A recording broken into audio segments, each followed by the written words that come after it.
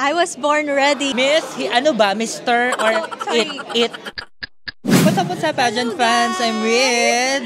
I'm Vanna from Cabanatuan City. Oh my gosh. Vanna, is this your first time to join a national pageant? Yes po. This is my first time to join national pageant and my last pageant is Binibining Cabanatuan and I actually bagged the title. Yeah, congratulations! Thank you. But have you joined numerous municipality pageants in your hometown? No, but Or one?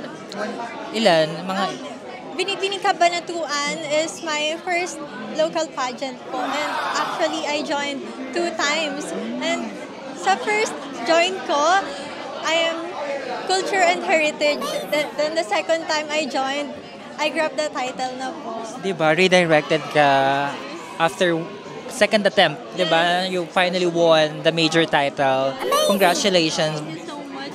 Yes, pero how does it feel na, syempre ngayon, you're competing sa lovely candidates ng mga Miss Philippines Earth 2025 and in the 25th year pa, nakipagpuksaan talaga. So how does it feel makipag-compete sa kanila?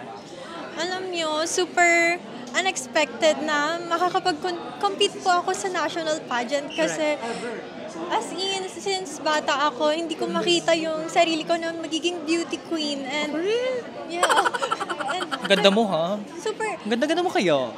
thank you. Super na-idolize ko lang po yung mga queens sa TV. Binibining Pilipinas, Miss Universe, and look, I'm here na po. So, thank you so much for your support, guys. Yes, definitely. So we cannot wait to see your performance on stage. How ready are you to win the 25th year Miss Philippines Earth crown? Well, guys, I was born ready. Of course, ganun dapat. Manifestation at saka more on positive vibes lang. Yes, of course. So, please do support me, guys, in my journey here in Miss Philippines Earth 2025. August 10 is our coronation in Okada, Manila. See you guys! Yes, kindly support her. Don't forget Miss Cabanatuan. Thank you so much, Mr. Sorry. Okay lang. Sir Pao. Miss, ano ba? Mr. or Sorry. it? Sir Pao. Wala namang problem sa akin. So thank you so much. Thank you so much, sir. It's nice to meet you, by the way. In flesh.